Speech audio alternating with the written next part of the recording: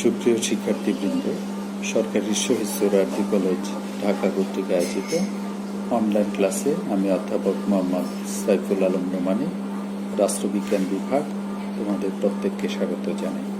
আমি আশা করছি তোমরা প্রত্যেকেই সুস্থ আছো এবং নিরাপদে আছো। আজকে যে বিষয়টি নিয়ে কথা বলবো সেটি হচ্ছে সংগঠন কি, একটি আদর্শ সংগঠনের বৈশিষ্ট্যসমূহ কি কি, সংগঠনের গুরুত্ব বা প্রয়োজনীয়তা বা সুবিধাসমূহ কি কি সে সম্পর্কে আলোচনা করব। তাহলে চলো আমরা ক্লাস শুরু করি। সংগঠন বা অর্গানাইজেশন শব্দটি বিভিন্ন অর্থে ব্যবহৃত হয়। কেউ কেউ কোনো কিছু গঠন করার অর্থে সংগঠন শব্দটি ব্যবহার করেন, যেমন কোনো ব্যবসা প্রতিষ্ঠান, সমিতি বা ক্লাব গঠন করা। আবার কোনো প্রতিষ্ঠানকে বোঝাবার ক্ষেত্রেও সংগঠন শব্দটি ব্যবহৃত হয়, যেমন এক মালিকানা সংগঠন, অংশীদারি সংগঠন, সোনালী ব্যাংক ইত্যাদি। অন্যদিকে ব্যবস্থাপনা সাবজেক্টে সংগঠনকে ব্যবস্থাপনার তৃতীয় কাজ হিসেবে চিহ্নিত করা হয়েছে।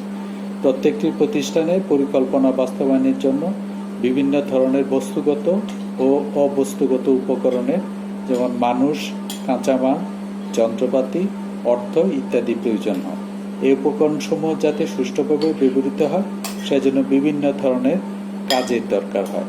বিচিত্র ধরনের কাজ একজনের পক্ষে সম্পাদন করা সম্ভব নয়, তাই প্রতিষ্ঠানের পরিকল্পনা বাস্তবায়নে কোনো কাজ সম্পাদন করা দরকার, তা শনাক্ত করে বৈশিষ্ট্য অনুসারে কাজগুলোকে বিভিন্ন শ্রেণীতে, যেমন হিসাবের জন্য হিসাব বিভাগ, ক্রয়ের জন্য ক্রয় বিভাগ ইত্যাদি বিভক্ত করে বিভিন্ন দক্ষতা সম্পন্ন লোককে বিভিন্ন কাজ বুঝিয়ে দিয়ে তাদের মধ্যে পারস্পরিক সম্পর্ক সৃষ্টি করার প্রক্রিয়াকে ব্যবস্থাপনা সংগঠন বলে।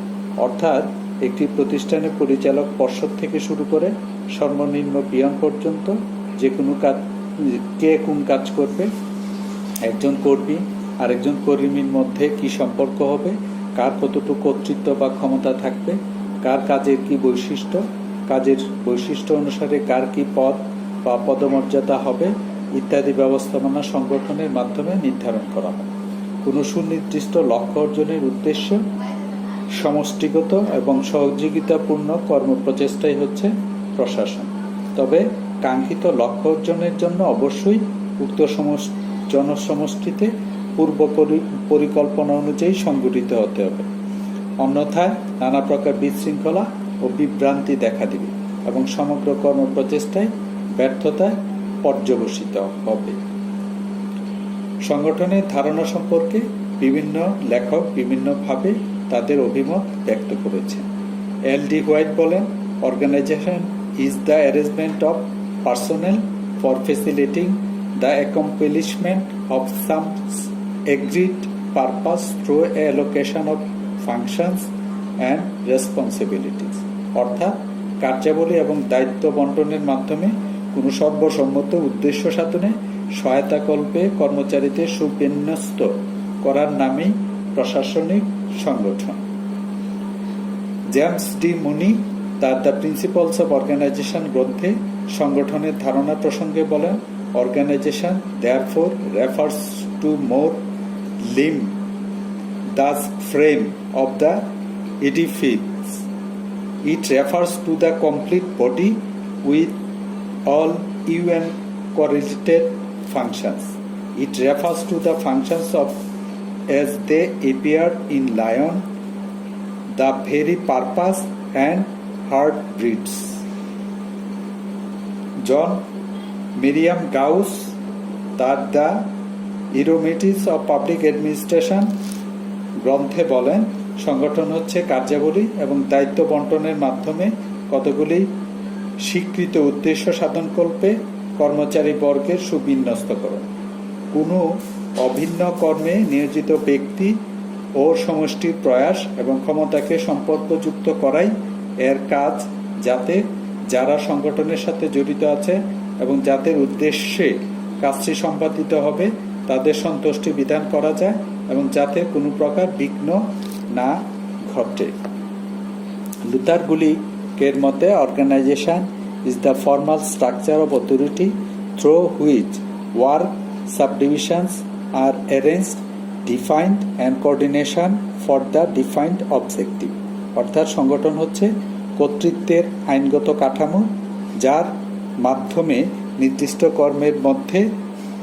কর্মের লক্ষ্য অর্জনের জন্য উপবিভক্তি বিন্যাসিত, সংজ্ঞায়িত এবং সমন্বিত করা হয়।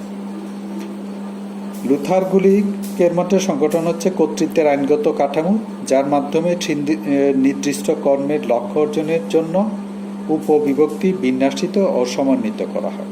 উপরোক্ত আলোচনা হতে বলা যায়, সংগঠন হচ্ছে এমন একটি নিয়মতান্ত্রিক কাঠামো যার মাধ্যমে পূর্বপ্রণীত পরিকল্পনাকে বাস্তবে রূপদান করা যায়। এবার আমি আলোচনা করছি একটি আদর্শ সংগঠনের কি বৈশিষ্ট্য আছে। যে প্রক্রিয়ায় প্রাতিষ্ঠানিক উদ্দেশ্য অর্জনের জন্য মানবীয় এবং অমানবীয় উপাদানসমূহ সমন্বিতকরণের প্রচেষ্টা চালানো হয় তাকে সংগঠন বলে। সংগঠনের মাধ্যমে কর্মীদের পারস্পরিক সম্পর্ক নির্ধারণ, দায়িত্ব কর্তব্য বন্টন এবং সম্পদের কার্যকর বন্টন করা হয়। এই সংগঠন একটি গুরুত্বপূর্ণ ব্যবস্থাপকীয় কাজ। নিচে আদর্শ সংগঠনের বৈশিষ্ট্য বা গুণাবলী উল্লেখ করা হল। 1. উদ্দেশ্যমুখিতা বা অবজেক্টিভিটি। সংগঠনের সাথে সম্পর্কিত প্রত্যেকটি কাজ হবে উদ্দেশ্যমুখী। কর্মীদের পারস্পরিক সম্পর্ক নির্ধারণ, দায়িত্ব কর্মবন্টন, প্রতিষ্ঠানের কার্যবিন্যাস ইত্যাদি কাজ হবে শুধুমাত্র প্রতিষ্ঠানের উদ্দেশ্য অর্জনের জন্য। 2. সরলতা বা সিম্পলিসিটি। সংগঠনের প্রতিটা কাজ এমনভাবে করা উচিত যাতে কর্মীরা সহজে বুঝতে পারে এবং সকলের নিকট গ্রহণীয় হয়। 3. সুস্পষ্ট কর্তৃত্ব ও দায়িত্ব, ডেফিনিট অথরিটি অ্যান্ড রেসপন্সিবিলিটি। প্রতিষ্ঠানের অভ্যন্তরীণ সংগঠন কাঠামো হওয়া উচিত যাতে প্রত্যেকেই তার করণীয় এবং বর্জনীয় কাজ সম্পর্কে জানতে পারে।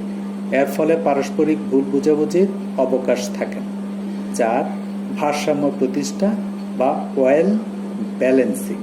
প্রতিষ্ঠানের অভ্যন্তরীণ কার্যবিন্যাসে বিভিন্ন বিভাগ ও উপবিভাগের মধ্যে এমনভাবে কর্মবণ্টিত করা হয় যেখানে কর্তৃত্ব দায়িত্বের মধ্যে ভারসাম্য থাকে।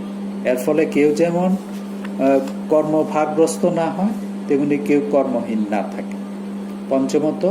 উপদেষ্টা ব্যবহারের সুযোগ, scope of use of staff. ব্যবস্থাপনা সংগঠনে উপদেষ্টা বা বিশেষজ্ঞ কর্মী ব্যবহারের সুযোগ রয়েছে। কার্যভিত্তিক সংগঠনে বিশেষ বিভাগের দায়িত্ব এ বিভাগের বিশেষজ্ঞ কর্মীদের উপর ন্যস্ত করা হয়।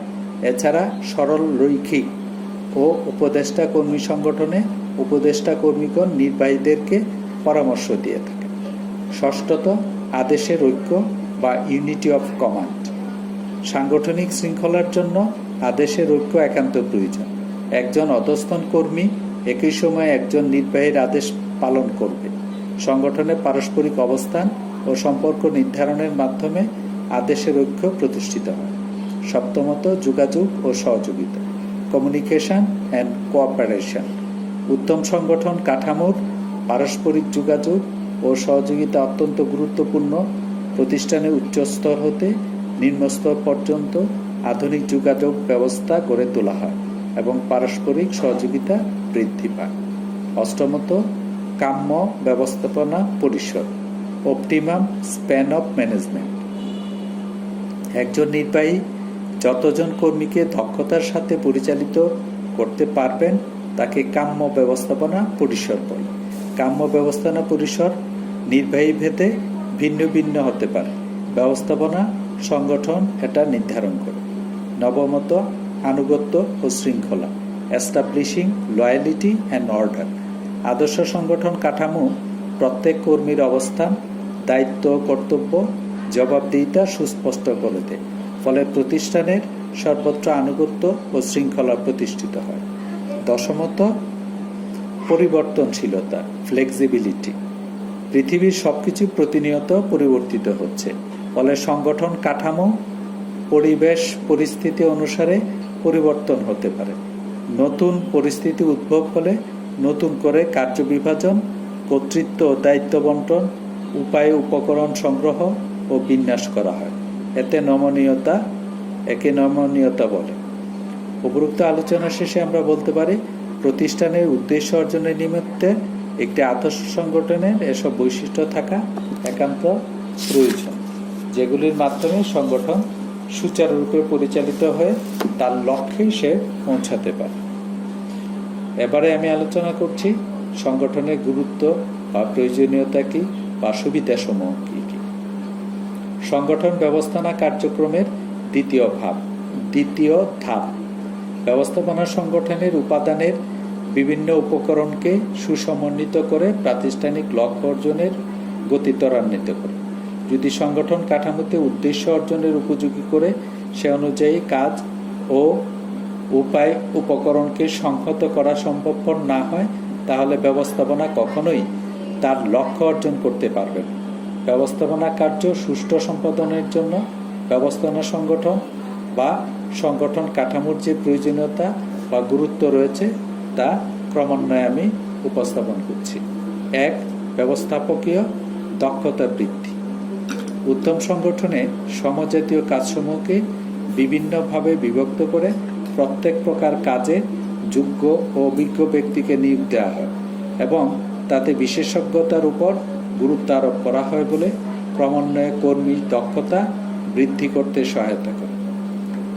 দ্বিতীয়ত, সহজ নিয়ন্ত্রণ। সংগঠন কাঠামোতে প্রত্যেক ব্যক্তি, বিভাগ, উপবিভাগের দায়িত্ব, কর্তৃত্ব সুনির্দিষ্ট থাকে, ফলে জবাবদিহিতা নিশ্চিত হয়। এই অবস্থায় ব্যবস্থাপকের নিয়ন্ত্রণ সহজতর হয়। তৃতীয়ত, প্রশাসনের সহায়তা। সুসংহত সংগঠন কাঠামো প্রশাসনিক দুর্বলতা ও ত্রুটি বিচ্যুতি অপসারণ করে সুষ্ঠুভাবে দায়িত্ব ও কর্তৃত্ব নির্ধারণ এবং কর্মীদের মধ্যে কার্যকর সহযোগিতা প্রতিষ্ঠার মাধ্যমে প্রশাসনিক কার্যাবলীকে সহজতর ও সুশৃঙ্খল করে। চতুর্থত, সৃজনশীলতার বিকাশ। স্ব ক্ষেত্রে যোগ্য দক্ষ ব্যক্তিকে সংশ্লিষ্ট বিভাগের কাজের দায়িত্ব দেওয়া হয় বিধায় কর্মী ও কর্মকর্তাগণ কাজের নতুন নতুন পন্থা ও পদ্ধতি উদ্ভাবন করে প্রতিষ্ঠানের উন্নয়নে ভূমিকা রাখে। পঞ্চমত, ঊর্ধ্বতন নির্বাহী কার্যভার হ্রাস। সুষ্ঠু সংগঠন ব্যবস্থাপনায় ঊর্ধ্বতন নির্বাহীগণ দায়িত্ব ও ক্ষমতা নিম্ন স্তরে অর্পণ করে কার্যভার লাঘব করে। ষষ্ঠত, শৃঙ্খলা রক্ষা। সংগঠন ব্যবস্থায় দায়িত্ব, কর্তব্য ও কর্তৃত্ব সুনির্দিষ্ট থাকে বলে দায়িত্ব এড়ানো বা কাজে ফাঁকি বা ঊর্ধ্বতনের আদেশ নিষেধ অমান্য করার প্রবণতা থাকে, ফলে প্রতিষ্ঠানের প্রত্যেক ব্যক্তি, বিভাগ, উপবিভাগ, শাখা ও ইউনিটে শৃঙ্খলা বজায় থাকে। সপ্তমত, প্রশিক্ষণের সুযোগ। শক্তিশালী সংগঠন ব্যবস্থায় কর্মীদের বিভিন্ন ধরনের প্রশিক্ষণ ও উন্নয়নের সুযোগ সৃষ্টি হয়। অষ্টমত, নেতৃত্বের বিকাশ। সুষ্ঠু সংগঠন কাঠামোতে এমনভাবে পদবিন্যাস করা হয় যাতে নিম্নস্তরের নির্বাহীদের পদোন্নতি পেয়ে উপরের স্তরে ওঠার সুযোগ থাকে, ফলে কর্মীর নেতৃত্বের গুণাবলী বিকশিত হয়। নবমত, উৎপাদনের উপকরণের কাম্য ব্যবহার। স্ব-ক্ষেত্রে ব্যক্তির যোগ্যতা, দক্ষতা ও অভিজ্ঞতা ভিত্তিক প্রণীত কাঠামো প্রতিষ্ঠানে নিয়োজিত সকল উপকরণের কাম্য ব্যবহার নিশ্চিত করে। নমনীয়তা অর্জন। কার্যকর ব্যবস্থাপনা সংগঠনেই বাণিজ্যিক, অর্থনৈতিক ও সামাজিক ক্ষেত্রে পরিবর্তিত পরিস্থিতি মোকাবেলায় মুখ্য ভূমিকা রাখে, কিন্তু দুর্বল সংগঠনের ক্ষেত্রে এরূপ পরিবর্তন মোকাবেলা বা নমনীয়তা অর্জন সম্ভব নয়। 11তম, সম্পদের যথাযথ ব্যবহার। দক্ষ সংগঠন ব্যবস্থা সকল মানবীয় ও বস্তুগত সম্পদের কাম্য ব্যবহার নিশ্চিত করে। সংগঠনের মাধ্যমে শ্রম শক্তির কার্যকর ব্যবহার সম্ভবপর হয়। 12তম, সম্প্রসারণ ও পরিবর্তনের সহায়তা। বর্তমান প্রতিযোগিতামূলক বাজারে টিকে থাকতে হলে প্রতিষ্ঠানকে প্রয়োজনে সম্প্রসারণ, পরিবর্তন, উন্নয়ন করতে হয়। তাই সংগঠন কাঠামো প্রণয়নের সময় পরিবর্তনশীলতার প্রতি লক্ষ্য রাখতে হয়। 13তম, সমন্বয় সাধনের সহায়তা। প্রতিষ্ঠানের বিভিন্ন কার্যাবলী বিভাজন করে বিভিন্ন বিভাগের কর্মীদের উপর অর্পণ করা হয়। নির্বাহী অধস্থ কর্মীদের মধ্যে পারস্পরিক অবস্থান নির্দিষ্ট থাকে। এতে বিভিন্ন বিভাগ এবং বিভাগীয় কার্যের মধ্যে একটি কার্যকর সমন্বয় ব্যবস্থা থাকে। 14তম, আধুনিক প্রযুক্তি ব্যবহার। বর্তমানে প্রতিষ্ঠানকে উন্নতির শিখরে নিয়ে যেতে হলে আধুনিক যন্ত্রপাতি এবং উৎপাদন ও বন্টন পদ্ধতির ব্যবহার সুনিশ্চিত করতে হয়। উন্নত প্রযুক্তি ও দক্ষ জ্ঞানের ব্যবহার ছাড়া যেমনি উৎপাদন ব্যয় কমানো সম্ভব নয়, তেমনি ন্যায্য মূল্যে মানসম্মত পণ্য সরবরাহ করাও সম্ভব। শুধুমাত্র আদর্শ সংগঠন ব্যবস্থা এই বিষয়টি নিশ্চিত করতে পারে। 15তম, কর্মীদের সন্তুষ্টি বিধান। আদর্শ সংগঠন ব্যবস্থার কর্মীদের সন্তুষ্টি লাভের বিভিন্ন ধরনের সুবিধা প্রদানের সুযোগ থাকে, যেমন ভালো কাজের জন্য পুরস্কার দেয়া, প্রশাসনের ব্যবস্থা, প্রশিক্ষণের ব্যবস্থা করা ইত্যাদি। ফলে কাজের মান উন্নত হয় এবং প্রতিষ্ঠান তার সুনির্দিষ্ট লক্ষ্য অর্জনে সক্ষম। 16তম, অন্যান্য। এছাড়া ব্যবস্থাপনা সংগঠনের আরও কিছু গুরুত্ব রয়েছে, যেমন 1. কাঠামো সৃষ্টি, 2. লক্ষ্য অর্জনের সহায়তা, 3. বিশেষায়নের সুবিধা অর্জন ইত্যাদি। পরিশেষে বলা যায় যে সংগঠন কাঠামো শক্তিশালী, গতিশীল ও ফলদায়ক হলে ব্যবস্থাপনার যাবতীয় কার্যাবলী সম্পাদন সহজতর হবে এবং উদ্দেশ্য অর্জন ত্বরান্বিত। সুপ্রিয় শিক্ষার্থীবৃন্দ, এতক্ষণ আমরা আলোচনা করলাম সংগঠন কি, একটি আদর্শ সংগঠনের বৈশিষ্ট্যসমূহ কি কি, সংগঠনের গুরুত্ব বা প্রয়োজনীয়তা বা সুবিধাসমূহ কি কি। আমি আশা করছি তোমরা মনোযোগ সহকারে ক্লাসটি শুনেছ এবং তোমরা এটি তোমাদের ভবিষ্যতে তোমাদের যে কম্পিটিটিভ পরীক্ষা রয়েছে সেখানে বা চূড়ান্ত পরীক্ষা রয়েছে সেখানে এটি কাজে লাগাবে বলেই আমি দৃঢ়ভাবে বিশ্বাস করি। পরিশেষে বলবো, তোমরা নিরাপদে থাকো এবং সুস্থ থাকো। ধন্যবাদ।